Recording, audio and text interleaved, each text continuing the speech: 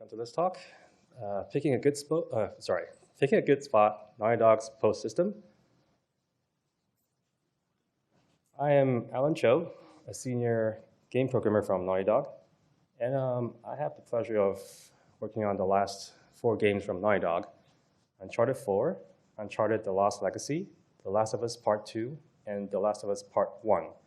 And for those who are not familiar with Part 1, this is a remake of the original The Last of Us, so it is ordered after Part 2.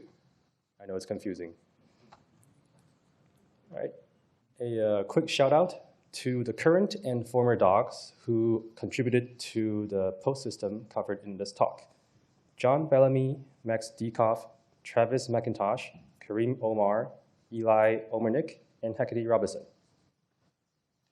So let's dive straight into it. Our problem is picking a good spot. This is a very common gameplay problem, like where you want to spawn your player or where you want to tell an NPC to take cover. And at Naughty Dog, we encountered this spot picking problem mostly in AI, specifically telling where NPCs should go. So that will be the main focus of this talk, but the same principles can apply to anywhere in gameplay. In this talk, I will go over the evolution of our problem space and our solutions in our recent games. First, let's look at a video of an NPC shooting at the player. When the player breaks line of sight, the NPC will attempt to reposition to a different cover that can reestablish line of sight to shoot at the player. So as you can see, the player runs around, and the NPC wants to reposition to find a new place to shoot at the player. And the player does it again behind this low cover, and the NPC repositions back to the first cover to shoot at the player again. And then the next example is when the player throws a bottle to distract the NPC. The hell was that? The NPC will check several covers to clear the distraction. This is the first cover. Now the NPC moves to the second cover. And then they clear the distraction. Nothing. Okay, so first, before telling NPC where to go, we need to figure out exactly where an NPC can go. And what are those spots? We call them posts. The posts can be tool-generated, manually placed in editors, or dynamically generated at load time or runtime. We try not to generate many posts at runtime for performance reasons. And we used to generate posts at tools time, but now we have moved to we used to generate them at load time of the assets, but now we have moved to generating them at tools time. We call the system our post system.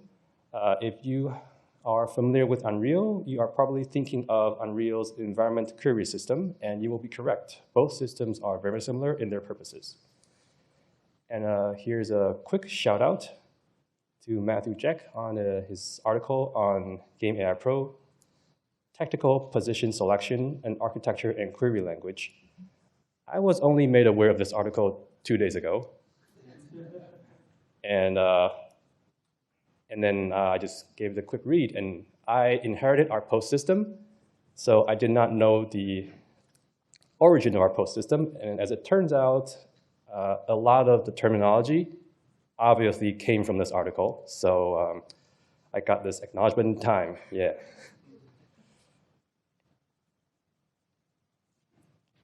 Sorry, here are the few post types we have.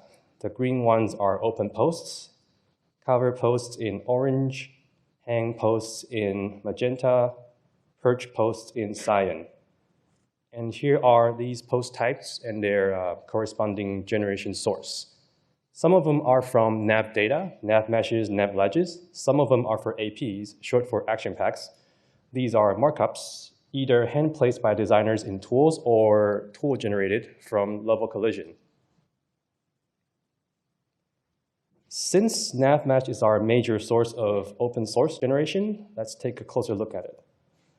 This is done at tools time, so performance is not a concern. We just use a very brute force approach. For each nav mesh, we iterate over all the grid points inside the bounding box of the nav mesh. And then if the grid point is on the nav mesh, we generate a post there. Very simple. Yeah, these are the grid points. And then another example, dynamic posts. We mentioned earlier that we can also generate posts at runtime. So these are some posts generated around the player for buddy NPCs to go to.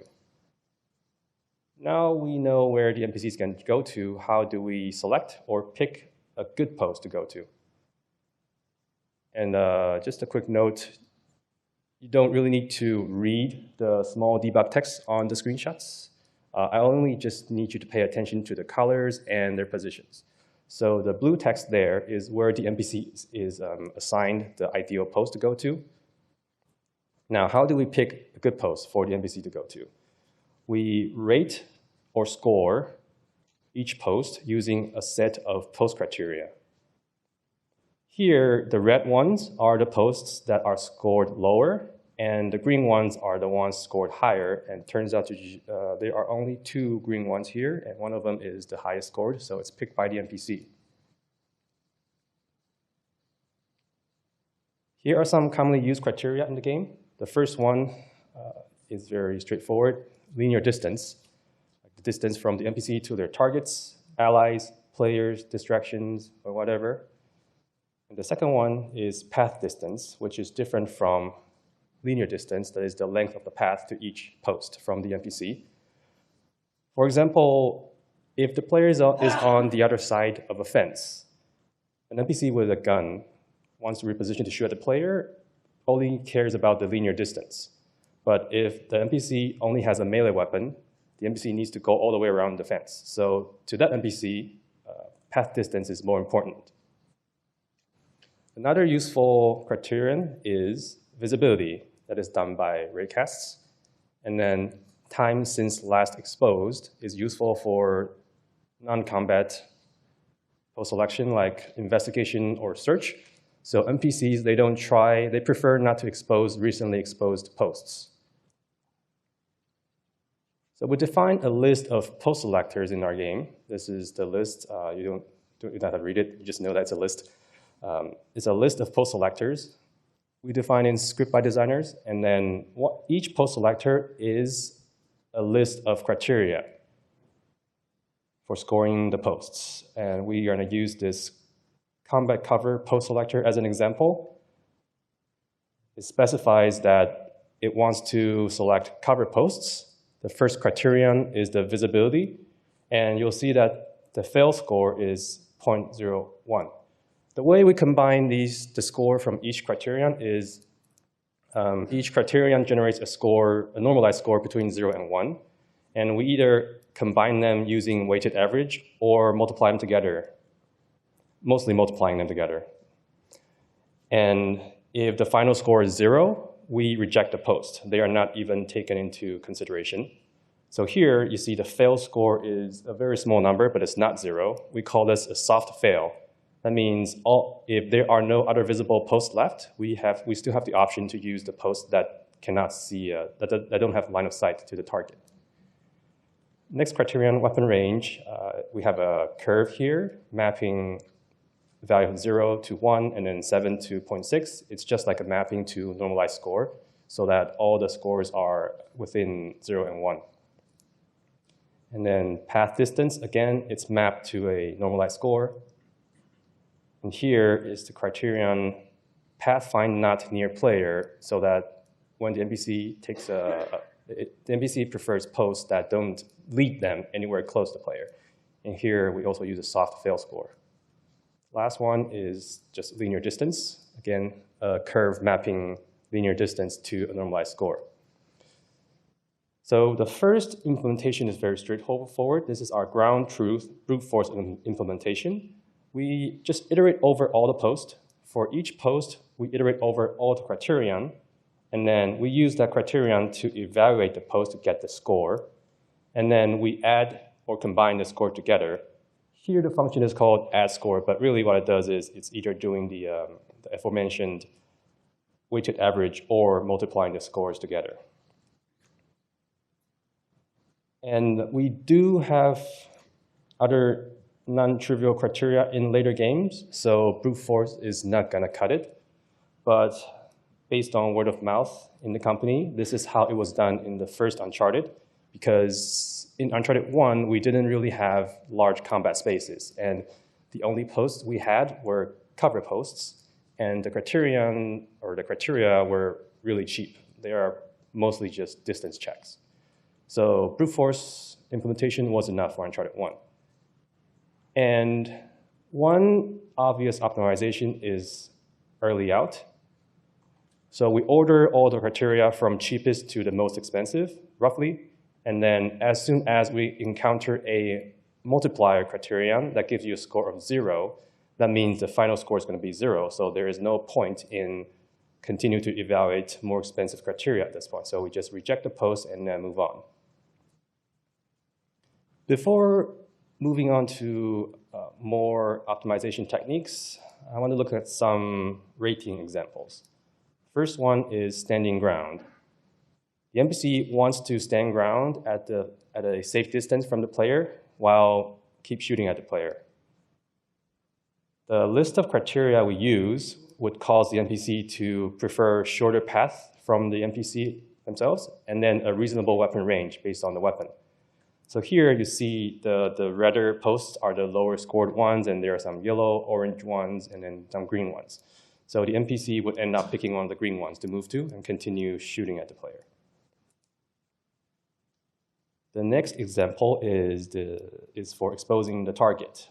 Here, the player is hiding behind a low cover, and then the NPC wants to find a post that can see the player. So as mentioned before, for visibility tests, we use raycasts. I just covered the left part with a black box because that's just some distracting debug prints. So the green lines are the raycasts from posts that can see the player, and then the red ones are the ones where the line of sights are blocked. And raycasts aren't exactly cheap. So we time slice the raycast and cache the results over multiple frames before an NPC can get the use the results to score the posts. So when the NPC wants to find a post that involves raycasting, it first requests the raycasts, we time slice the raycasts, cache the results, and that's several frames later, the NPC, when the results are ready, NPC can use it.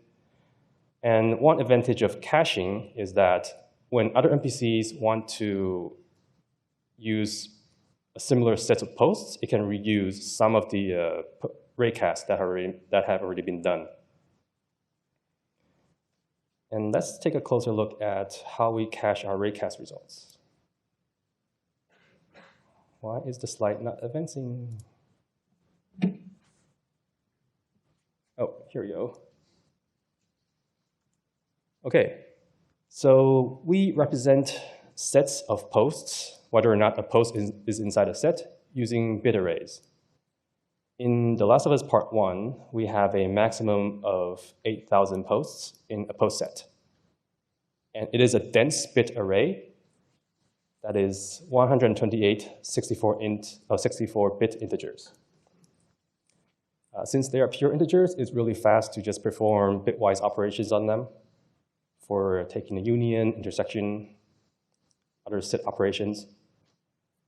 So each post raycast result entry contains 2 bit arrays.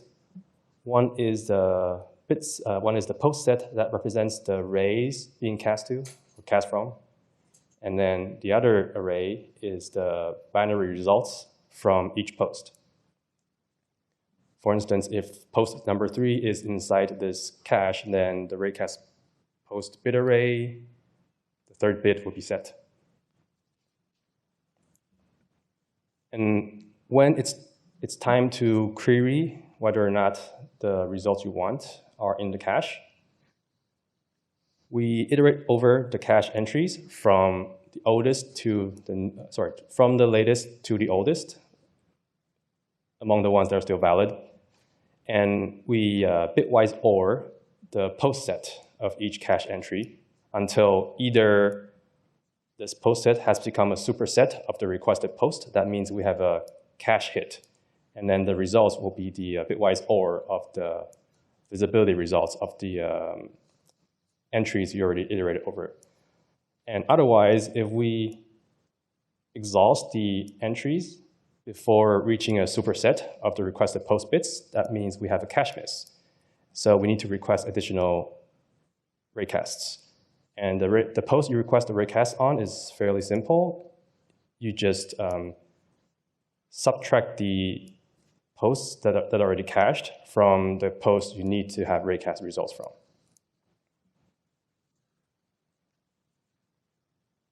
Let's take a look again at this investigation example. So now the first cover, we use the criteria to prefer cover posts near the distraction, which is the bottle, plus line of sight. And then the subsequent cover, we prefer unexposed corner, and we have a minimum distance from the first post, and we don't require line of sight. As the games get larger and more complicated, we ran into the problem of having lots of posts. In this level, this NPC wants to reposition to find a better angle to attack the player. But in this level, there are more than 4,000 posts. So we cannot iterate over every single one of them and score them. That would be impractical, even when we are doing the early out optimization.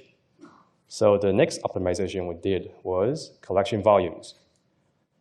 Here, we only collect the posts around the player within a sphere, and some around the NPC, and then some within a, what's that called? Weapon range. A reasonable weapon range around the player that is like a donut shape.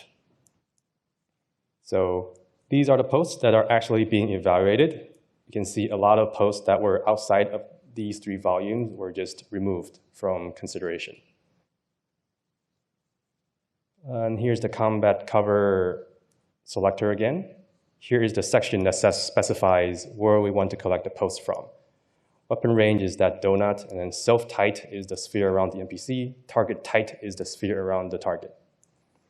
And on the right is the code for the early out optimization, plus on the top, the collection code. We collect posts in volumes. And then inside this function, it's also very straightforward. We iterate over all the posts. For each post, we iterate over all the collection volumes. And if any of these volumes contain the post, we add the post to the collected post set. So this is already a very good next step from brute force. But there is still something about this approach that is kind of brute forcey, which is right here. We are still iterating over all the posts when we collect them in volumes. And if possible, we would really like to avoid any iteration over every single post, because that does not scale well.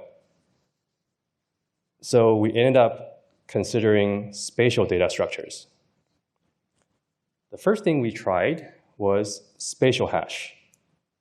Each post is hashed to a key that is equivalent to their quantized coordinates. So we are essentially hashing posts within each grid cell into to the cell itself. In this debug drawer, you can see the cells, and each one contains about 2 to 3 posts along each axis. And this is the solution we shipped in Uncharted 4, Uncharted: The Lost Legacy, and The Last of Us Part 2. And let's look at some stats compared to brute force. In the test bed of about 4,000 posts on the PS5, the brute force approach took 6.72 milliseconds. And using spatial hash, it only took 0.49 milliseconds, which is a 93% reduction in CPU time. And let's look at some code for spatial hash.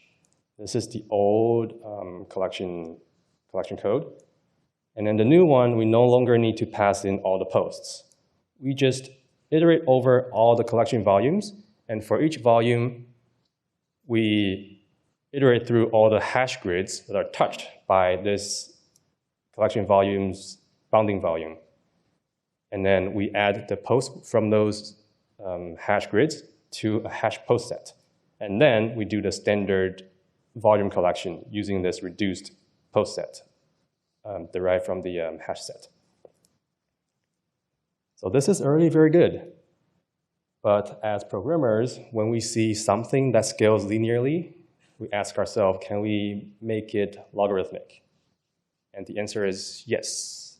Our next step was bounding volume hierarchies. And then the structure we chose was AABB tree.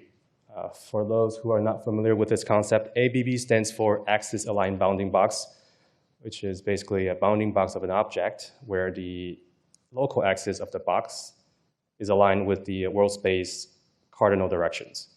And then put this in a binary tree structure. Each node corresponds to a bounding box that is a union of the bounding boxes of its two children. So here are some posts on the ground, and then this is the corresponding AABB tree. And here you'll see the nodes are offset vertically just for visualization. These nodes are actually all on the ground. They all contain some posts.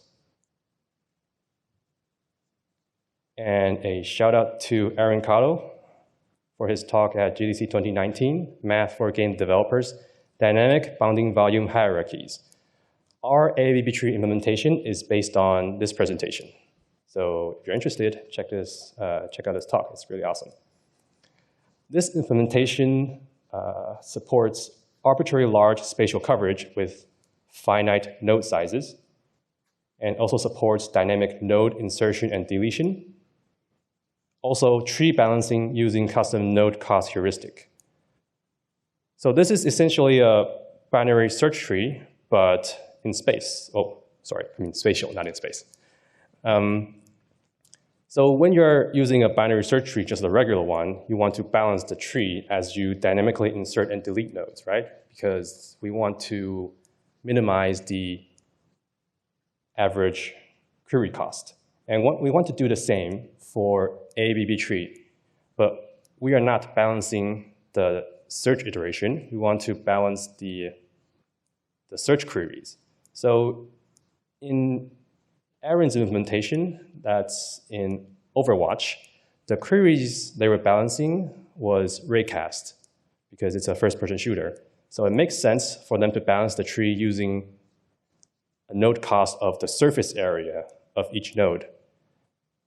But it doesn't work for us. It's because our query is not raycast. Our query is a spatial query to find out what nodes are touching the collection volumes. So for us, a better cost heuristic is surface area plus extent sum to the power of 8. And don't ask me why to the power of 8. This is the result of trial and error, and this works out the best. This is for discouraging the tree from generating extremely thin and long nodes. Because if we just use surface area, a bounding box that is 1,000 times 1 times 1 is the same surface area as a bounding box that's 10 by 10 by 10, and we don't want that. So by adding extend sum to the power of 8 to the cost heuristic function, this effectively discourages extremely shaped nodes. This is a dense or full binary tree. So that means if the total post is n, the total internal node is n minus 1. That means the total nodes is 2n minus 1. Let's look at some code. So this is our new collect in volumes function. We start from the root node for each collection volume, and then we visit the root using that volume. Inside the visit function, we test if the nodes AABB intersects with the volume. If not, good, we early out. But if it does intersect, we recursively visit each of the two children with the same volume. And if the node is a leaf node, that means this node is a post. And then we just perform the same post test. Well, but at this point, it's already done. So we just add the node to the collected post set. Here's an example of using a small sphere to collect from this tree we saw earlier.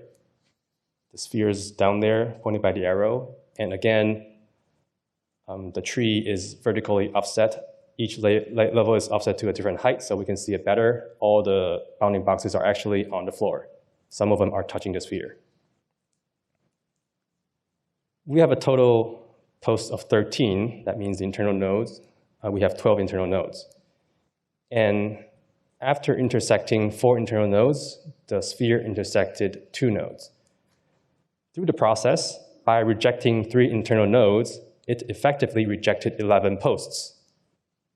So we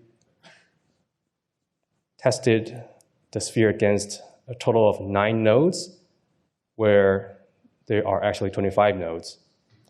So switching from spatial hash to AABB tree gave us another performance gain. It further cut down the CPU time from 0.49 milliseconds to 0.25. That's a 49% gain. And this is the solution we shipped in The Last of Us Part 1, plus this additional optimization I'm going to talk about. So this is the code we saw earlier.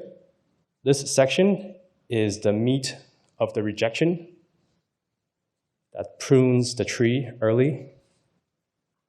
And we asked ourselves, can we make this even more aggressive than a spatial test? The answer is yes. We use this concept of broad phase. Basically, for each criteria, or for some of the criteria, there we can find cheap ways. There are cheap counterparts that can work on an internal node to quickly decide if it's safe to reject this node entirely early on. And we borrow this phrase, broad phase, from physics engines, which is a term used for algorithms to quickly reject objects that are not possible to collide, that are too far away, so that we don't perform the naive unsquared algorithm to check which objects are colliding with which. Here are some examples for broad phases. The first one is, if the post criterion rejects post when the distance between the target and the post is less than the threshold, the corresponding broad phase is checking if the internal nodes A, B, B, if the distance between the MPC and the furthest node, furthest point in the ABB is less than the threshold. That means there's no way there's a post in there that's larger than the threshold. So we can just safely reject this internal node entirely. Another example is reject a post if the post is not in stealth grass. So note that this is a binary check. It's either it's a yes or no question. So we can encode the result of this for each post as a bit inside a bit mask, and then propagate this bit mask up the tree into each internal node using bitwise OR. So to reject an internal node, we just test the bit mask on this internal node. And if it fails, we can just confidently say that there's no way this node contains any post that can satisfy this bit mask check. Third example is to reject a post that is behind the target, and the corresponding broad phase is simple. Reject an internal node if the entire AABB tree is behind the target. So let's look at some examples. First is not near the player. Here is a AABB tree with some posts. Look at the pink crosses with numbers. Those are the rejected posts by this broad phase. And then look at the tiny text boxes. Each text box marks up an internal node being rejected by this broad phase. So in this particular screenshot, by rejecting 9 nodes, we rejected a total of 26 posts. And then another example, not behind the player. This is a different view. The NPC is closer to us, and then the player is further. So we want to reject the posts behind the player. And here are the rejected posts and the AABB tree. Again, these numbered pink crosses are the posts being rejected, and then each text box is an internal node being rejected by the broad phase. So by rejecting just 17 nodes, we effectively rejected 82 posts in the screenshot. Finally, here are some performance stats. So by adding broad phases in our test bed, we further cut down the performance cost by 20%. So overall, compared to spatial hash, we cut the CPU time by over half, which is pretty good.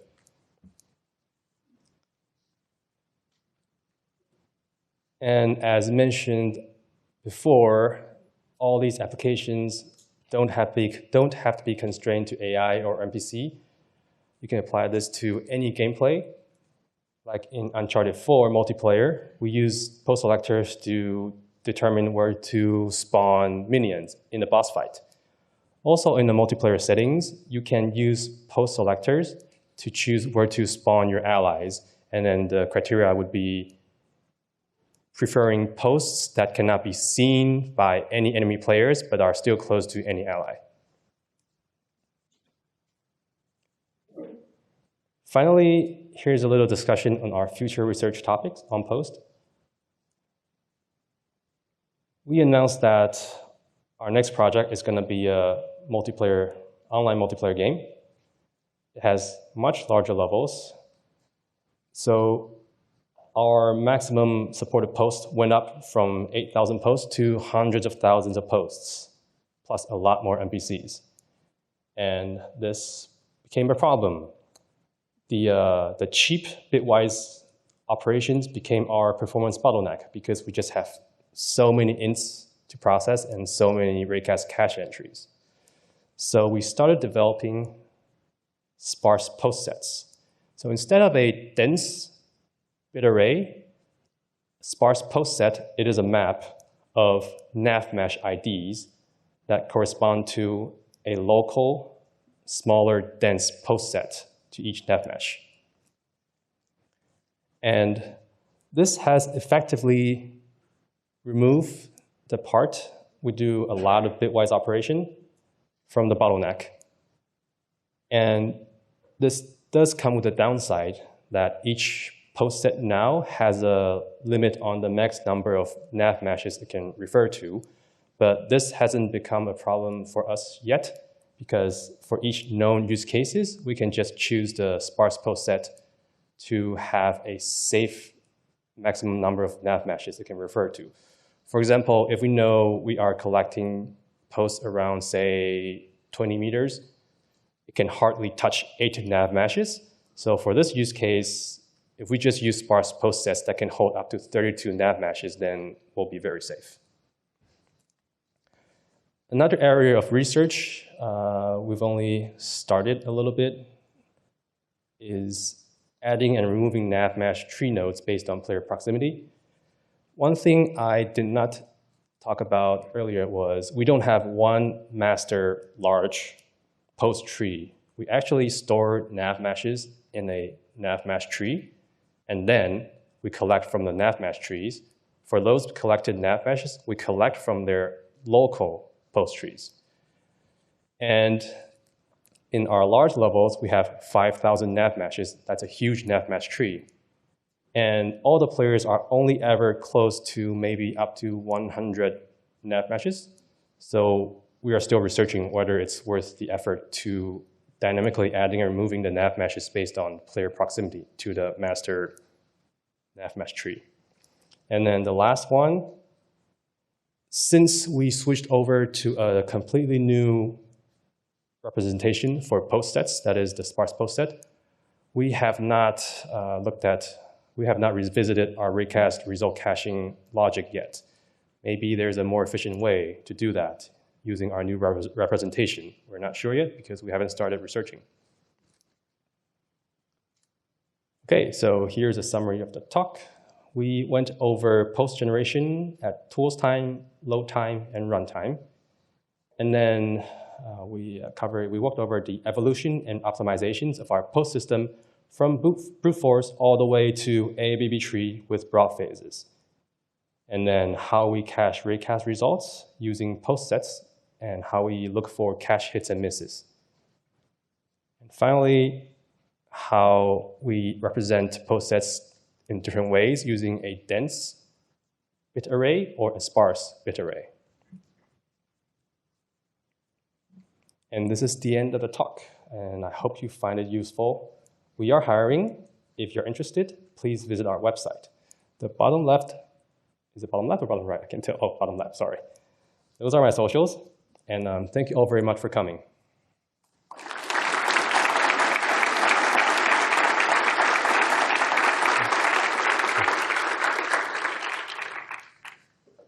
So we have some time for Q&A. If anyone have questions, there are mics on the side.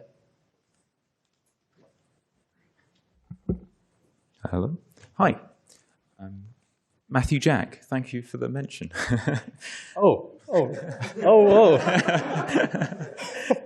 You're welcome. Sorry, I just learned about the article two days ago. It's great, it's still relevant. So yeah, now at Kythera AI. I'm curious, you mentioned that you use path distance quite a lot in your queries. Yes. Which is super useful, but can be difficult to do efficiently.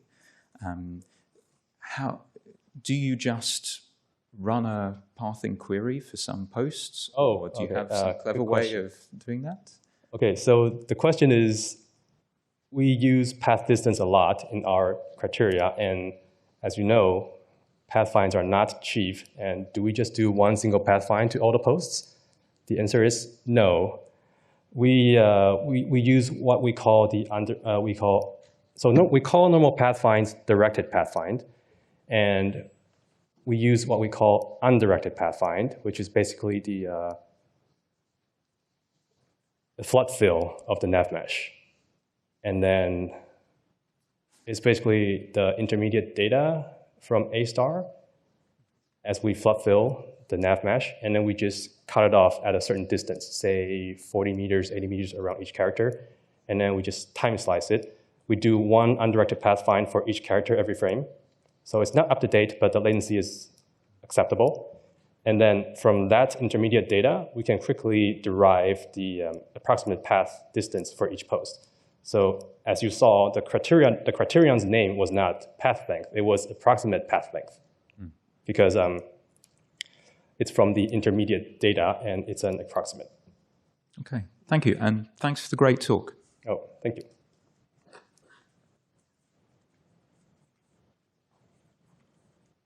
Any more questions? Okay. Oh, wait, there's one. Yeah, you might not be able to talk about this at this point, but I'm just kind of curious at how all of the posts are scaling in a multiplayer environment where, you know, there's a lot of relevancy questions and like, how you optimize it so that you're not, you know, querying too much. Oh, yeah. Cards in the multiplayer. So, yes, as mentioned, so the question is, how do we scale up the number of posts in a multiplayer setting? So as mentioned before, we are scaling up from a couple thousand of posts to hundreds of thousands of posts. And to be honest, we are still researching. And then the only thing we currently are experimenting with is, yes, as you mentioned, network relevancy, whether or not it's close enough to the player. And if they're not close enough to the player, we just don't even consider them. So that is the big direction, but we're still early in research, so I don't have any specifics yet. All right, thanks for the question. Hi. For your visibility checks, do you just use the physics raycast directly, or do you have some other approximation layer to help accelerate that? No, we just use physics raycasts. But we do time slice them because they are not cheap. So I think our budget, we tune it so that we give it at most 4 frames to finish all the raycasts before starting to return meaningful scores.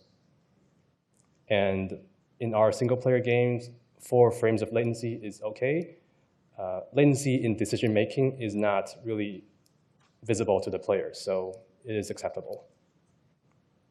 Oh, yes. Yes, I'm wondering about the different post types, and if you could generate, or what kinds could you generate? A tool time encounter, were there any ones that you had to place manually? Oh, Like, so were there any issues? the cover, so I'm not familiar with the part that generates the covered posts at tools time, but my rough idea is that the tool will just look at the collision data and figure out where the corners are, where the walls are, and then just automatically place covers there. And sometimes there are false positive, false negatives, so designers have to go in and clean up. They can delete the tool-generated ones and hand place their own posts. And sometimes they can, they don't have to place them one by one. There are tools where they can just lay down a box saying that I want a new grid here, and it will just generate posts there. So yeah, I hope that answers your question. Yeah, right, thanks. No problem.